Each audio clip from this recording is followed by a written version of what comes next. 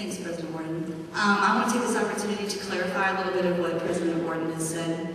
I know that sometimes it feels that the Board of Trustees and even the President uses cryptic language. We're not sure if we understand it. I learned a big word today, and it's called circumlocution, meaning to beat around the point, to beat around the bush. And I think that we all can understand as people in very interesting positions that that's sort of the nature of their job, but that's not the nature of my job. Thank you. And so I want to say things sort of not circumlocutionally.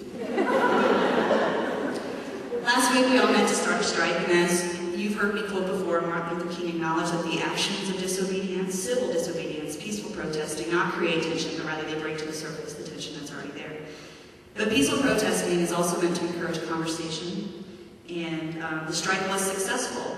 It made it very obvious to the Board of Trustees and to President Warden that the communication had to be better. We sat down last Saturday for the first of a series of meetings that we've had ever since, and we started a healthier means of communication. What we made very clear was that a second opinion needed to occur. Based on financial projections, our fear is that this is a rash decision. The Board of Trustees claims that they understand this fear because they had it too. In fact, through further findings, it has become apparent that they did check with an outside source. Once they checked with an outside source to see if the numbers and projections were correct, they realized all these numbers were based on marketing, which is what we've been saying all along. How do you know the retention rate? How do you know if we can get more girls to come this year? We've asked those tough questions. Well, that's why they turned to a marketing firm to get those questions answered. So,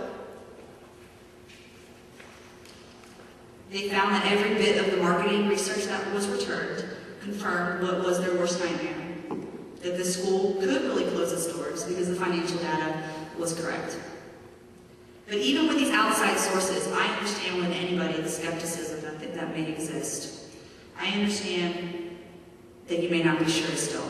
So here's what I ask from each of you, and here's what the coalition suggests. Those of you concerned about A&S, their credibility, how the study was done, what questions were asked, they are scheduled to come to a visit to meet specifically with the entire communication on behalf of the Board of Trustees request. Meet with them. Those of you with concerns about projections, the financial model, the outside source they used, she is making arrangements to come to this campus. Meet with her.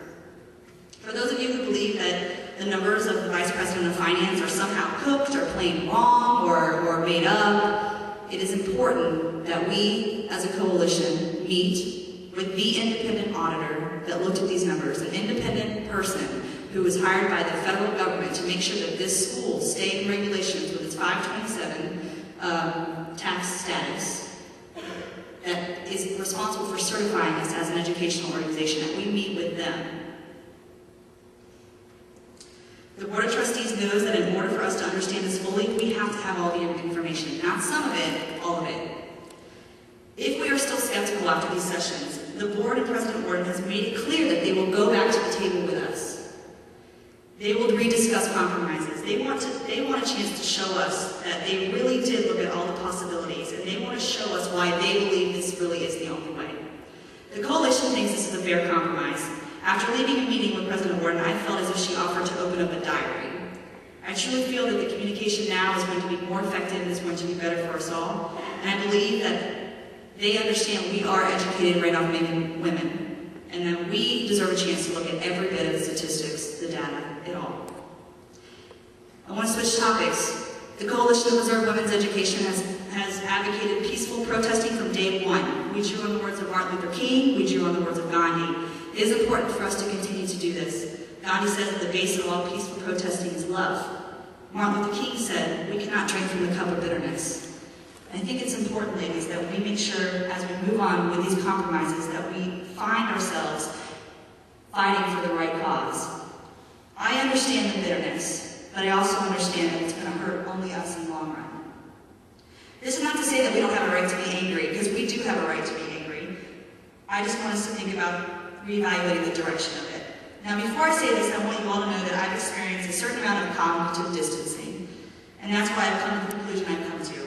I've only had a handful of conversations with President Warden, and I do not know her personally. But what has dawned dawned on me is that the very woman we are acting out against is the same woman that holds the same characteristics that the school has taught us to have.